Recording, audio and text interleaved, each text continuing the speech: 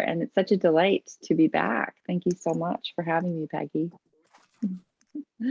I see some happy faces out there. Peggy, I was thinking that I might do a little bit of an introduction before I start with our process, just about who we are and what we're doing up here. Does that make sense to you? I think that makes a lot of sense. Okay. Great. Well, you know, Tom Birmingham, my partner, my husband, and my name is Erin the Gafill. We were invited to come up for 1 month by the Sea Ranch Lodge for a month-long art residency, which means that we're here for a month to paint and to create and to really have that be our focus. And we wanted to have community involvement throughout our time here to interact with other people in the community around textile making. We're doing Monday, 4 p.m. at the Sea Ranch Lodge textile sessions where people bring their knitting and hang out, or their needlepoint, or their beading. I mean, last Monday we had all over the map. And on Saturdays, we're out in the field outside of the Sea Ranch Lodge on the property, painting with artists joining us to do demos at 11, feedback at 1, and then an art reception at 4 every Saturday this month. And all these things that we're bringing with us are, to me, a little bit like the story of Stone Soup, you know, where you show up and everybody really is bringing the nutrition because they possess all that. And when you have sort of a cauldron or a gathering or a focal point to bring people together, the gifts they bring into that gathering are what make it so potent and so special and so enriching. And all of these specific things that we are doing here come from my life in Big Sur, growing up in Big Sur, which is a 6-hour drive south on the coast for those who haven't been there, and going through very, very regular road closures, fires, floods, mudslides, businesses closing or transforming into community centers for displaced peoples. If we have like schools that can't open, the kids come into the restaurants and become, you know, learn how to have a classroom there, kind of a thing. You know, we've had so many creative solutions to so many problems. And out of all of that, creativity and art has really become clearly a vehicle for gathering and for self-healing, which is really fascinating to me because we all need that, especially right now. So that's our background, and we're coming into today to work creatively with a new process. And we're going to do torn paper collage and play with some colors. So before I jump into that, and we'll be looking at my hands, please feel free, Peggy, if you have any questions about what I just threw out there or anything you want to add, you know, feel free to do so. Before you jump in, Erin, or while you're preparing there, I just have a question for Tom, because our listening audience would like to know if our KGUA YouTube channel is live, because we're trying this radio with pictures concept here. And I would like to let the audience know if the KGUA YouTube channel. So if you can just let me, Peggy, you know, it should be live. It should be live on YouTube. Thank you. All right, you heard it there, folks. Tom Birmingham tells us that the KGUA YouTube channel is open. You can see Erin. You can see the faces of some of her followers. You can see an orange or a tangerine. I'm not sure what it is. And I'm going to back off and let you keep going, Erin. Thank you, Tom. Thank you so much. Thank you. So I just brought out a few fun things that are sitting on top of all my colored paper. Last week we were looking at using water into watercolor, and I just wanted to bring people's attention to when light is passing over a 3-dimensional spherical object like this movement of light to dark is happening. That's why it looks dimensional. So when you're working with watercolor play, even something as simple as a watery dot, just that movement from light to dark can really create a sense of 3-dimensionality and form. So even though it seems like a very simple kind of not meaningless, but you know, a very constrained exercise to sort of get grounded into the mediums, there's actually a technical aspect that's revealing itself to you as you go. And I think this is a lovely way to learn. I bring this up because I find that going into learning through doing and letting your materials really be a guide is a really gentle way to begin a process. And it takes you very far. So today I'm going to do a simple collage, and I'm going to use a small piece of paper because I don't want to have something so big that I get lost in the weeds, and I want to complete it. And then I'm taking these pieces of paper that I painted, which are big colors. You know, they're bright watercolors that are inspired by looking at the cove below the Sea Ranch Lodge. And I used acrylic paint and medium, no water, on newspaper. And I just painted without really thinking of much, except for I wanted the color to be very clear. And I wanted there to be a movement from the darkest to the lightest, sort of this movement of tone into a lighter tone. I also wanted there to be some variety. I'm just going to do a little camera adjustment just to give a little bit more space above the colors. So what I'm working with here are cobalt blue, turquoise blue, white, and moving those colors across the page with my brush to just create a big block of color. I really think my color love was really spawned by knitting and working with big balls of yarn, and my mom holding a skein while I wound up a ball and creating just saturated tones of color that have this vibration that really gets me excited and animated. So that experience, even from before I've begun collaging, of creating the colored paper or choosing the colors. If you went to the store and bought some construction paper, or you made the colors with watercolor, like we did in my video demo, just that process of beginning, selecting, playing is just incredibly valuable to beginning your own aesthetic journey. And it doesn't begin when you pick up your piece of paper and your glue stick. It begins well before that. It begins looking out the window and seeing the world around you and absorbing. This, for me, I think began a couple of days ago when I was painting the water of the cove and just trying to get a sense of this incredible green, blue, and the movement of the water and the surf. And I mean, if I could get the sound of the waves crashing, I would be like so happy. But you want to kind of imbue the work you do with that sense of life, that sense of play. And a color like a piece of paper like this, just randomly torn, really contains already within it a sense of an experience of waves and movement and water and the depths and the froth, you know, that energy of the ocean. I hear the ocean here every night as I fall asleep. I hear yes. Well, I'm sure. I was just gonna. I hate to bop in here, but well, two questions. But first, I'm going to comment on your colors. Yesterday, we were walking both at the Sea Ranch behind you, at the lodge, and went up to Mendocino. And for those who don't live up in our area, the blues that Erin is talking about and the different blues are amazing.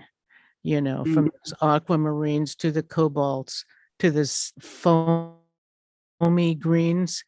And the power yesterday, it's not that the waves were huge, but just the power of that water and what you bring to the power with your water colors on the paper, and what you do even just with these torn pieces is it just brings me back to yesterday's beautiful walk. But I have a really simple question, a very Yeah. beginner question. You were just painting on newsprint. Is that Mhm. right? And those are watercolors? Wow. Yeah, so this is the Sonoma something Gazette, and this is not watercolor paint. Yesterday, in the demo that people received, that Tom filmed, I used a watercolor brush and watercolor paint because that's one way most people have access to watercolors. It's a little easier, but I also wanted to show what you get when you use a different medium, and this is actually acrylic paints. And acrylic paint mixed with an acrylic medium, so it's a little bit more fluid as opposed to water. Water and acrylic work, but on newspaper, it would really make the paper really wet and takes longer to dry. And I'm always like trying to get going. So I recommend for people that they use acrylic with medium, and then you paint across a piece of newspaper. So it's not a precious art material. The paper is just going to be tossed or burned. It's on its way to the trash, and it's a way of transforming often the bad news into something beautiful, which I always love. I mean, I'm looking at this piece of paper and I see words coming through that I really enjoy reading, like coffee and post office. It's like sometimes a word pops up through the paint that becomes part of your story. Probably not in this case, but yeah. So Peggy, excellent question. Acrylic paint painted with a house painting brush on newspaper. And it transforms something into something that is a useful and beautiful material to then use in your work. And the medium I used was just a simple acrylic matte medium. Doesn't have to be glossy. There are millions of mediums for all kinds of art media, and I just used an acrylic medium. It's what the acrylic paint is made from. It just has no color in it, so it's like this white fluid, but it will dry clear and allow that color just to flow and move across the page. Most acrylic artists have that, but if you're starting from scratch, just getting some basic yellow, red, blue acrylic medium and a big brush, you can do a lot with that. So and I have a YouTube video on doing that I can share with the group later. So now we have all this colored paper that we've made, and we have also watercolor experiments from last week that are around, and they contain a lot of color also. And last week, or not last week, but a couple of days ago, Tammy, my friend Tammy, who I hope is here today, joined me to do the collage lesson that we did on the video. And this is tearing up watercolors on watercolor paper and making them into collages like we're doing today. And we're working small, and we're using a glue stick. You can use a glue pot, you can use a medium with a brush, but most people have access to a glue stick without it being costing too much money, and it's pretty accessible. And that accessibility factor, I think, is really important to me. So I'm taking this piece of paper and I'm actually going to cover the whole thing right off the bat with a piece of this rich purpley color. I just feel like I want that to be underneath what I'm doing. And I'm going to change the size of my paper by folding the edge and tearing that off to make the base paper a little bit more customized, folding and tearing. And then I'm taking this piece of paper that I'm going to use as my base color, and I'm going to take my hard sort of cardstock and fold over that rich purple over the edges of that to make the first layer of the color in this collage fit my base. And I'm just using my fingers to tear. I'm not using scissors. I'm staying in direct contact with the materials the whole time with my hands. I'm using my fingers to press and to measure. So this is now the size of my base. And I'm going to take my glue stick, or you might be taking medium and a brush, And I'm just getting this very nicely sticky. And I'm taking this down on top of it. And again, just using my hands and my pressure, the pressure and the warmth of my hands. This is something I do also when I'm sewing. I use the pressure and the warmth of my hands to iron out the fabric and get a nice base upon which I want to then begin to play. So I am going to just rip into some of these newsprint colors. And something I've learned and I'll share with you is newsprint, like fabric, has a direction that tears most easily. So one side will kind of end up with little curled pieces. But if I start from the other direction, I usually get nice long strips. There, you see how that just tears in a beautiful long strip. And the other thing that it does is it leaves this white curve, kind of a white edge. So if I start to lay these pieces down on top of my base color, I'm not only getting that rich color, but I'm also getting this kind of an interesting and unplanned detail. The white of the tear is actually creating a sense of light and movement and change, and it changes it from being just a strip of blue into something a little bit more dynamic. And I'm going to make several of these and just put them on top of my paper and look at them. I'm just observing them. I don't really have much other than I know I kind of want this feeling of striping to happen. And I think I want to bring in something that's a little bit darker. And again, I'm really just responding to what I have around me and giving myself time. I'm going to that's make probably the biggest just a thing. brief reminder, Erin, Yeah. to the listeners that this is you're listening to the voice of Erin Gafill, Big Sur artist, who is showing us live on the KGUA YouTube channel and to all of her followers how she is making a collage. I'm just fascinated by all of this. And I notice one thing, Erin, is that for me, being totally novice at this, I'm not doing this here at the station, but as I watch along, I wouldn't have the confidence that even laying the strips, I'd be putting them in the right place. Mm-hmm. Right. How do you? And that is it, Peggy. You hit the nail on the head, I think, which is that sense of the right place, which means there's a wrong place, right? And I totally understand this because I was painting yesterday and I was like, this is all wrong, I just felt like I couldn't find rightness. And it's a terrible feeling. And I really hate that feeling so much, but we all feel it. We all feel like we are going to make a terrible mistake. And and what it really is attached to is being judged by some inner critic in ourselves that is saying, that's terrible. That was the wrong thing to do. You did it wrong. And what happens is that invitation of the critic into the creative process disables our ability to just be in our own truth with whatever we're doing. And it's hard, and it's for some of us, it's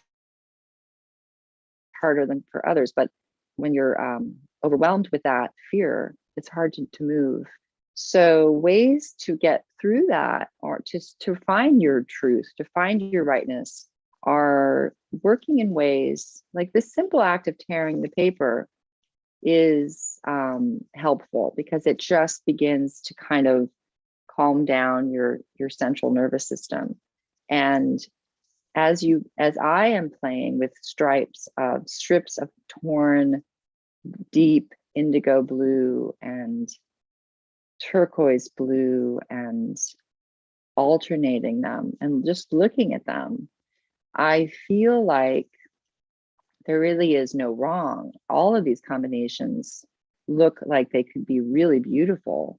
And then as I press down that sort of arrangement, and I look at it from the height of 18 inches or whatever it is, and I have a few other colors around, like this orange, I don't have to rush to decide what to do. I can let that just sit there, you know. When I made my first collage a couple of days ago using the watercolor paper, I found a combination within two stripes that felt like, oh, it was a direction. Today, I'm not so sure, but I was watching the sun sink behind the horizon last night for a really long time. What a sunset! What a glorious moment to watch, and I bet a lot of you were watching that too. It was so incredibly arresting, and it could be that this little orange sun that I have captured here in my waves, this might want to come in and become part of the painting, the collage in some way, or not. So I'm just going to set it aside, and I'm going to take a look at our timing, because I know we're getting close to half an hour in, but there's no rush. I think you may have created a green flash there for a moment. Well, I was thinking maybe I'll see the green flash. So before I move on that, I just want to drop this little guy down and just shift our thoughts a little bit to when we're working in mediums. This is a watercolor painting that is essentially moving from a dark blue into a light blue, and then light blue into a dark blue. And then we have some shapes of greens, cool and warm greens coming in. It's incredibly simple, very simple. And you can see in this watercolor, it has these little torn white edges too, just by leaving that area unpainted. There's a lot we learn from one medium working in one medium and then working in another medium. All of these things feed into understanding and relaxing and allowing that there is no wrong, and that there might be many right combinations to find in creating a piece of art that feels enjoyable to you. You know, it could really just be that you need to make a lot of things and find a lot of ways to celebrate color and the natural world. And maybe in just messing around, you might discover a design that really pleases you in this sort of unexpected way, where we've taken all the same elements of stripes that we've torn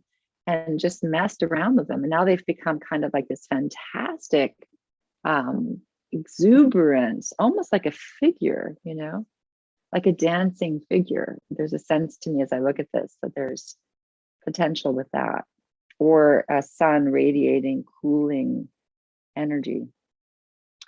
So at some point you decide, and I have to say that I like to make a lot of small experiments, because that just makes me feel like, okay, I make a decision, and then I make another decision, and I end up with a piece, and then I make another piece, and I make another series of decisions. And by the end of an hour of making small paintings or small collages, I have learned a lot, and something has come out of it. And sometimes it's a something that really delights me, and sometimes it's just a learning. It's just I learned about something, and sometimes it's just a way for me to allow the colors I'm working with, these cooling, watery colors, to actually work on me in a more sort of a medicinal way.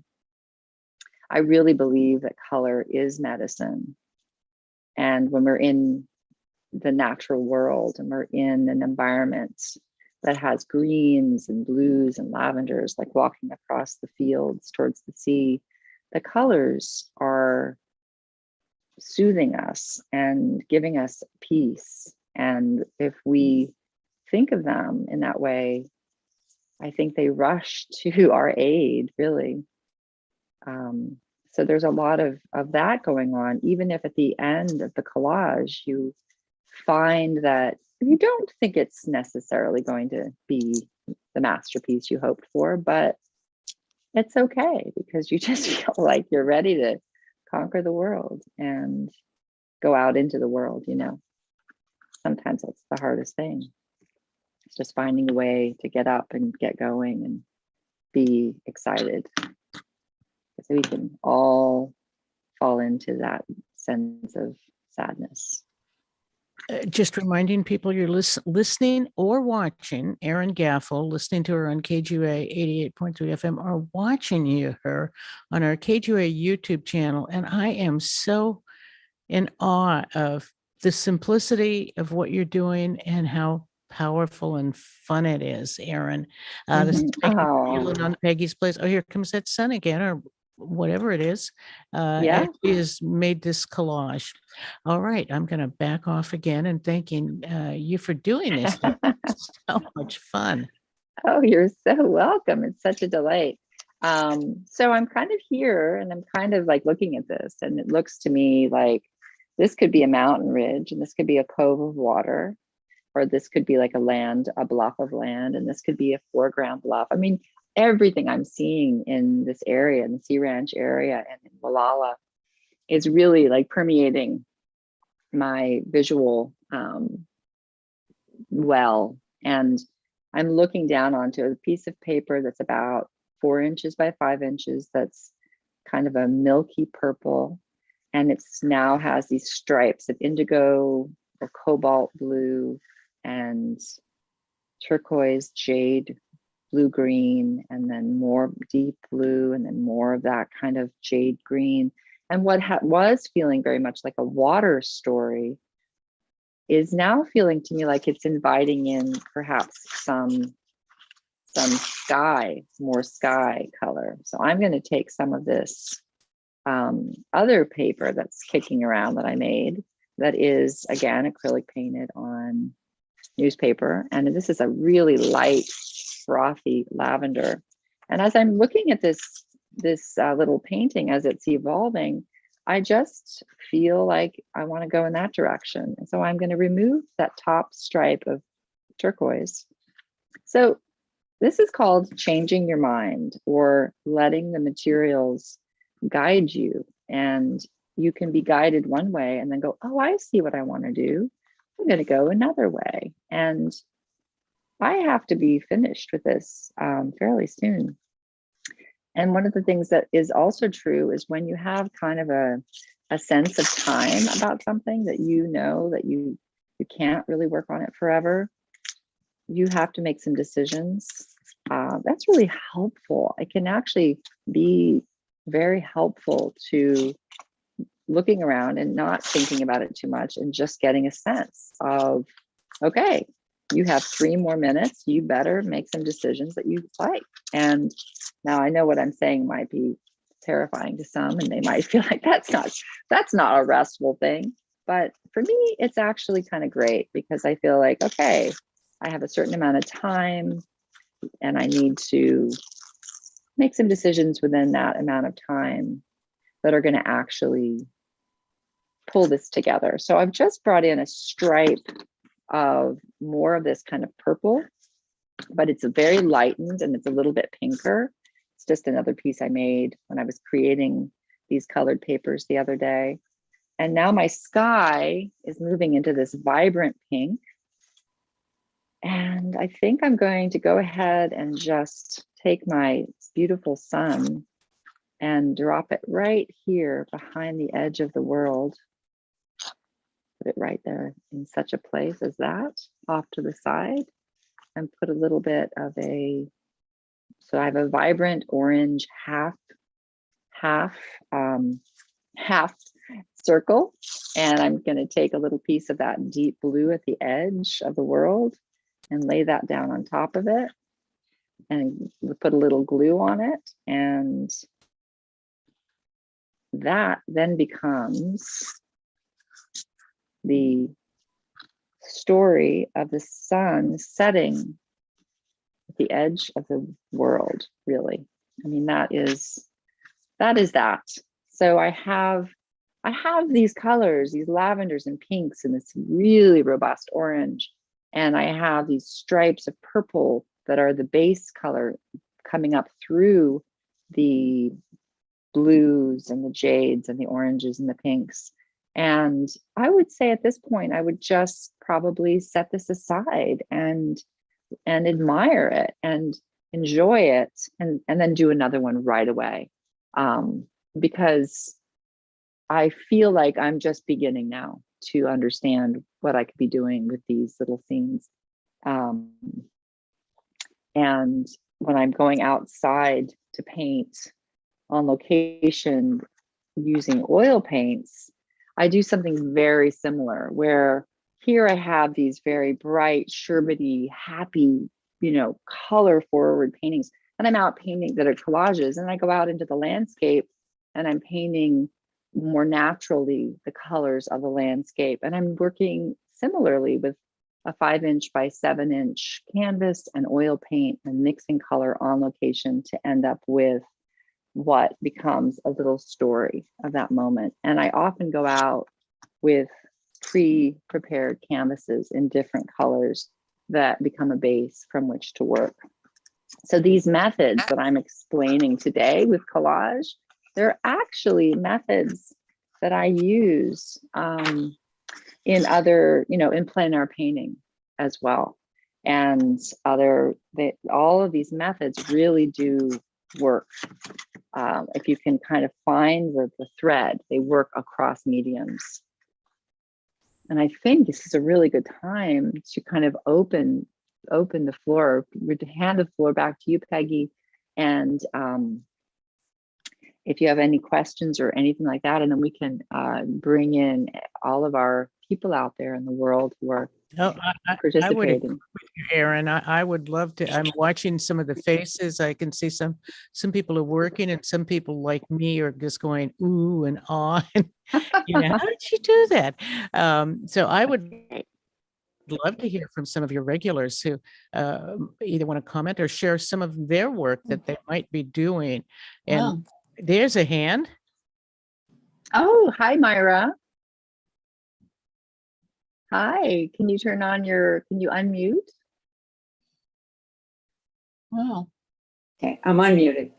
Okay, hi, Myra. And okay. Are you in Florida Hi. today? Hi, I am in Florida, where I'm here all the time, and I have been painting. Now, I have a question about the collage. When you're finished with it and you would like to save it, do you have a fixative that you put on top of it so that it will keep it? Yeah, so what will happen is if you're using glue stick or whatever, you'll find, like here, I'll looking at the image that is the screen that shows the collage itself. If that's being seen by you, you'll see how these edges kind of curl up and things like that. You can get just acrylic medium, just matte medium, MATTE, which just means it's not shiny. There's matte, there's satin, there's gloss, and matte is not shiny, gloss is shiny, and satin is kind of in between. And I just paint over the entire surface of the collage using the matte medium, and then I let it dry completely. And that not only, and I go underneath the little edges that maybe didn't get glued down as well, and secure them as well. So it sort of reinforces the gluing and the fixing process, and it also protects the collage if you want, if you are handing it around, or if coffee spills on it, which would happen in my world for sure, it will roll off and not be harmed in any way. Great. So if you're working with acrylic paints, you probably have acrylic medium. Probably. Yeah, so there was a question about what I use to seal with on top. So if I'm sealing this, I would paint over the entire thing using a fairly wide brush with acrylic medium. And I would use acrylic matte medium just because I don't really want there to be a bunch of shine. So that's my personal preference, and it protects the surface of the colors, and it protects it if you want to give it to someone or frame it or do something like that with that. I thought I saw another couple of hands up there. Okay, let's see. I'm going to go and take a look at this gathering of people here, and oh, hey, is that Meg? You can unmute yourself, Meg. Thanks for joining us today. Good morning. How are you? Very well, thank you. And thank you for Good. having us this morning. You know, when you mentioned that you might go into this having one idea in your mind of what you would like to do, and then all of a sudden changing and going in a different direction, that's exactly what happened. I had this idea in my head of,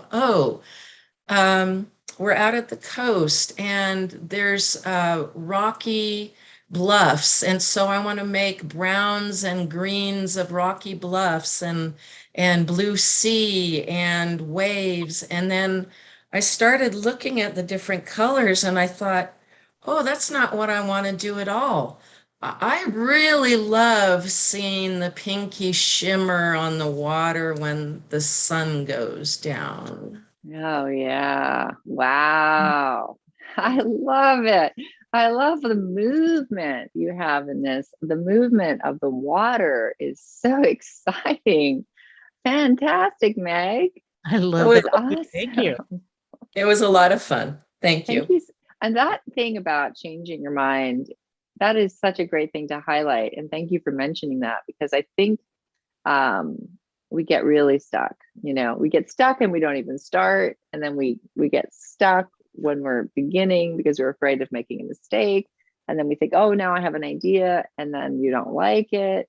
My mom was in a really terrible relationship when I was growing up, and she went to a therapist. And when she came back, I said, what kind of therapy is it, Mom? And she said, it's called redecision therapy. So great, please make a different decision. That didn't work for her, but you know, that term stuck with me because we make these decisions and then we think we have to live with them forever. Well, the great thing about making collages is you can make new decisions by simply ripping off a piece of paper and gluing down another one. You know, you can do the same thing with painting. You can pick up a scraper and scrape off your painting. I paint with a woman named Kate Worthen, who's coming up to paint with us here at the Sea Ranch Lodge next Saturday. She'll be here at 11 doing a demo. And you're all welcome to come. It's a completely open community paint out on the cliffs around the Sea Ranch Lodge. And she is such a teacher to me because at the end of a session of painting, she will say, you know, I'm not loving this. And she'll just take a rag and she'll wipe the whole thing back down to the bare canvas. It's so powerful. You know, it's just a powerful idea. And it's saying, you know, I'm here to learn, I'm here to be in this process. But at the end of the day, I don't want to take this away with me. I don't need to have this product, right? It's like sometimes they go home with her and she's continues to work with them. But if she's very clear that it wasn't happening for her that day, she will wipe it down to the surface and go home with nothing, but not nothing, because that process of choosing and looking and discerning is changing you. It's filling you up. It's holding you in nature and it's filling you up. It's allowing you to be reconnected with the energy of the earth and the energy of the ocean and the energy of the sky. And all of those things are so powerful to give you the energy you need to move forward in your next art piece or your whatever, you know, in your life.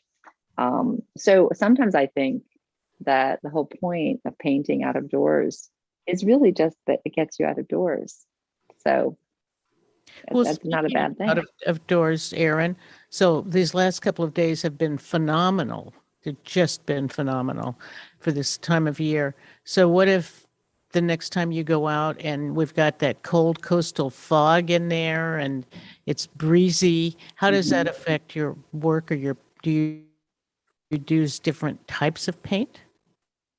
Yeah, I definitely prepare for the weather that is. And what I do when I go out to paint when it's like that is I would say this is really, preparation is 90% of any painting. I usually take a hot bath if I have access to a hot bath, which is my great delight in the world. I put on 3 layers of tops and 2 layers of bottoms, so I'm warm. Good sturdy shoes. I have everything I need: a thermos of coffee, a hat, a scarf, double layers of jackets, whatever I need to know that I'm going to be warm enough, because you don't want to get out there and be freezing. It's miserable. So I get out into the whatever it is, even rainy days. If it's not too rainy, if it's too rainy and I go out, I'll just paint from my car, and I'll throw down, a big piece of drop cloth over the steering wheel and paint through the window. But the whole world changes and the colors change. The painting behind me really evokes that kind of sense of fog and mist and light and backlighting.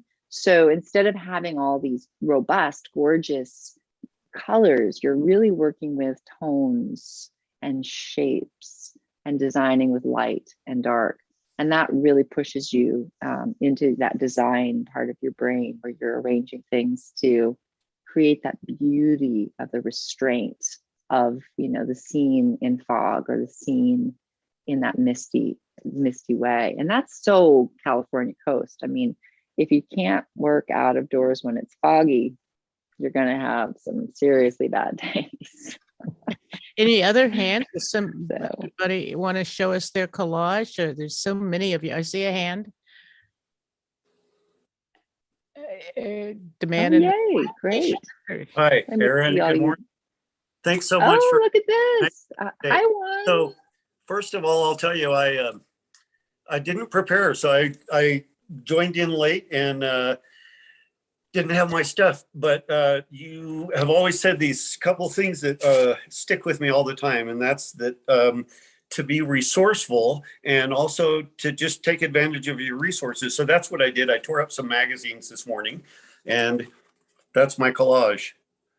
And as I was doing it, I also discovered what you were saying about the piece kind of tells you where it wants to go. Mhm. And so I got done, and then I turned it over and I had that. Oh, wow. So it kind of Wow. surprised me. Anyway, thanks For sure. thanks Oh, for that's so awesome. understand that viewpoint of just being out of the box enough to see what's in front of us. Thank you so much for pointing that out. And that was incredible, both ways. We're going to go to Marley next, and then Galaxy Note 8.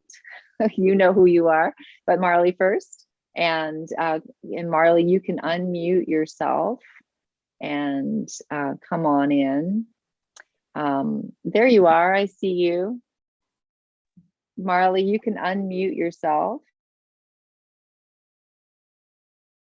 That is so cool. Oh my goodness. Loving that. Oh, wow. So dynamic. Oh, And that's I really love exciting. I love the other idea too. Wow, that is incredible. Are you using magazine clippings? Beg your pardon? Are you using magazine clippings? I had made from a long time ago, when earlier in the pandemic, when we were all working together, I had made some painted old news, an old newsprint pad. Yeah. And then I also had magazines, and I've been just going through old things, and if I like something a little bit too much to throw it away, I just throw it. I have a big old Amazon flat box of torn paper. I would just throw it in, and then I can take it out and tear it up whenever I want. I love it. I love it. It's a place for all of these things to go that we think, what are we going to do with this? That's that's right. fabulous. too Thank you nice to so throw much. away. But what I wanted to say is also, I've been working on a quilt. I started a long time ago, 30 years ago, and just put away because I was too busy. And I took it out and thought, okay, I'm going to finish this. And I've discovered so much about colors from working with the fabric that one color will let another color sing, but a different color will quiet that Absolutely. color down. Yeah. And I should have discovered that doing painting, but it was the quilt. You know. My uncle, Kay Fassett, for the people who are listening, who are textile aficionados, he says that his painting, his color and painting is totally inspired by working with knitting. Knitting and working with pools of color in yarn is what brought color back into his painting. It wasn't the other way around, which is fascinating. And Marley, I love that. And what you just made is like an abstract quilt. I mean, you could make that as an art quilt. I love it. Thank you. Thank you so much. We're going to go to the next two people. Hi there. Nice to see both of you. You can unmute yourselves and tell me who you are. Hold on. There we go. I think you're unmuted now. Hi. Hello, two beautiful women. This is Maya, my daughter. I'm Rasha, but I'm sorry there is no name on our screen. Well, I just wanted to share what my daughter did. So we had different colors. Yes. Wow. Different colors, and we managed and Maya did this one as well. Oh my God. How fantastic. Beautiful. So fabulous. Your colors are just off the charts. I love that. Incredible, kind of like a pomegranate sky behind the orange sun, and then the other one as well. That is just with all of the radiating lines and that energy coming out. It's just so exciting. What part of Russia are you in today? Sorry? What part of Russia are you zooming in from? My name, I'm not from Russia. My name is Rasha, but it is written, yes, it's Racha, and I'm from Egypt. Okay. Well, fantastic.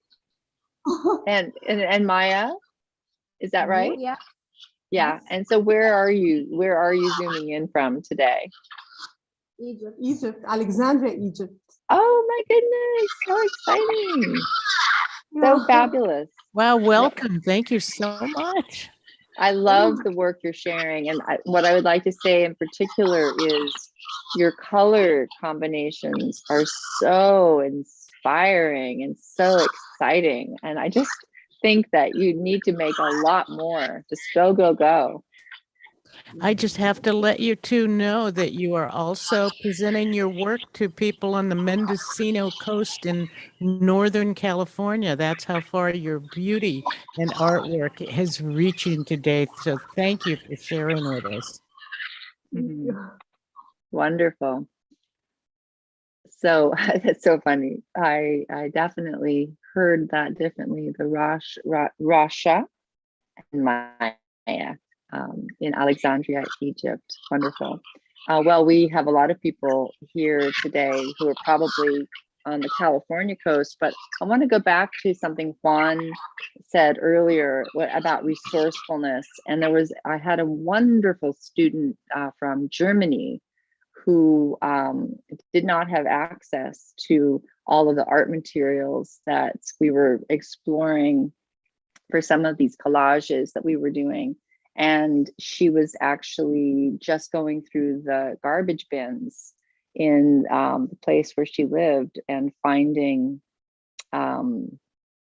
colored papers and thrown away bits of this and that. And she didn't have access to an art store. You know, if you are in Wallala or the Sea Ranch area, you can go to the wonderful the loft in Wallala, and you can find beautiful art materials there and buy them and have them at your fingertips to use. But if you're in a hotel room and you're traveling and you don't really have access to all those things that you normally do, you'd be surprised how much you can find by walking through the lobby and seeing some old, magazine or newspaper circular that you can just pull a picture out of, or, the thing, and fabric, if you're going through your stash of fabrics, sometimes you don't have great colored papers anymore, but you might have clothes you were sending to the Goodwill and they've just been piling up in a box in your closet. Well, pull them out and see if there's something interesting in there that you can cut up, and you can do wonderful collages with fabrics.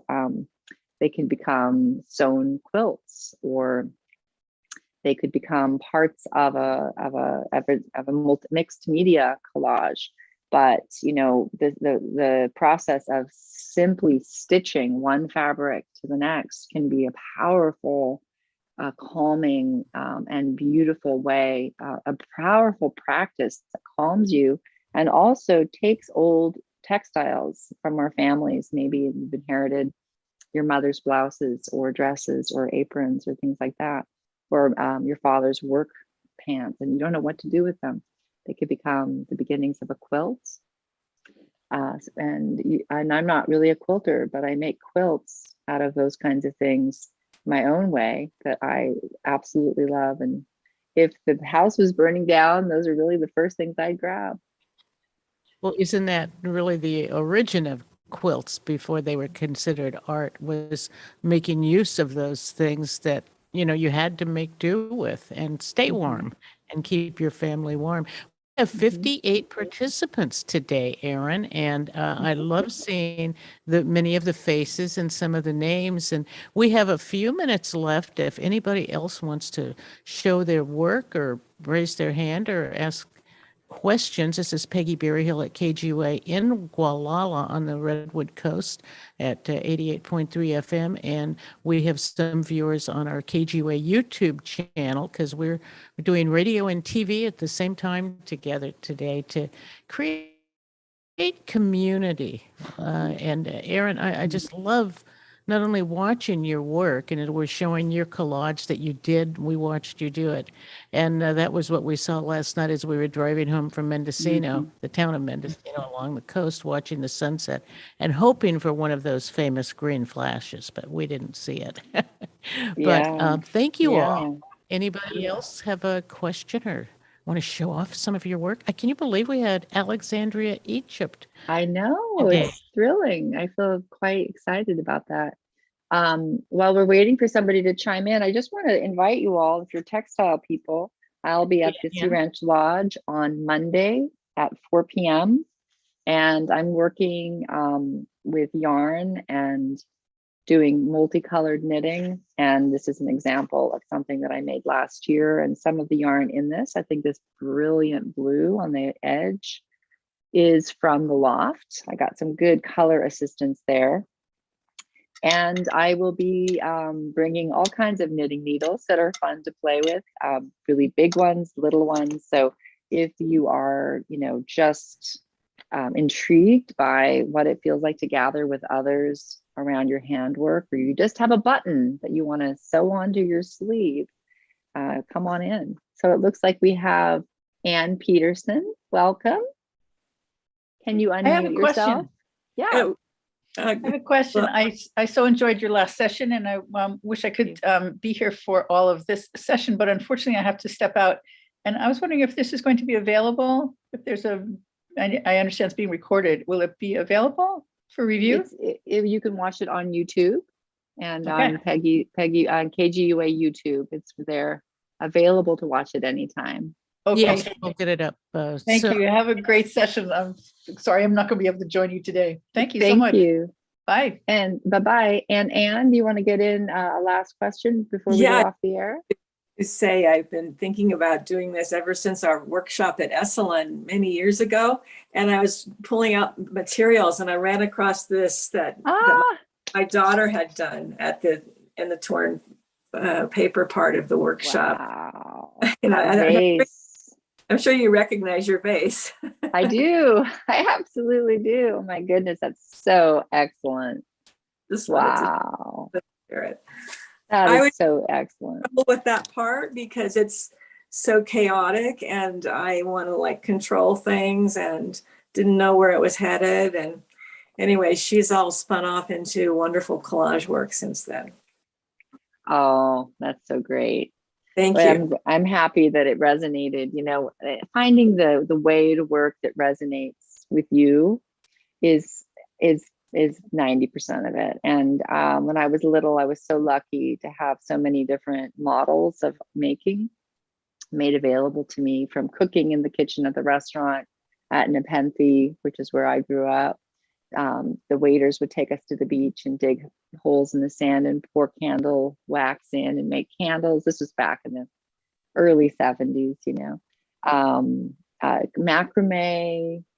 Finally, eventually I found painting, but it's, not every model of making suits you, but when you give yourself a chance to explore different modalities, something clicks eventually that is really, it's really just giving yourself permission to play.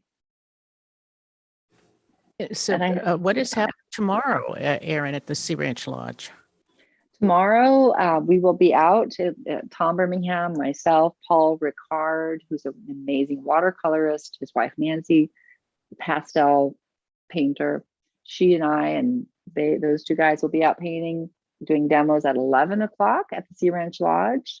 You'll see us from the deck of the lodge, and we'll be painting all day. 4 p.m. We'll have a reception in the cafe portion of the lodge. Everyone's welcome. All the work we've done will be available to see, to sell. Maynard and Lou Linden the Linden Design Gallery will be representing us if you want to take home a painting. But if you just have a question about process, we are here for you. Happy to help. That is going to do it for today, Erin. It went so quickly. I hope our listeners got to listen on KGUA FM, and those also who were watching the live KGUA YouTube, and Tom and I will work to get today's program up. Thank you so much. I am loving this experiment of radio and TV live at the same time. And I think your work and your words are so inspirational. I just get so much out of this, and it just fills my heart at the end of this session. So thank you so much. And for all, 58 of you who were there today going through this.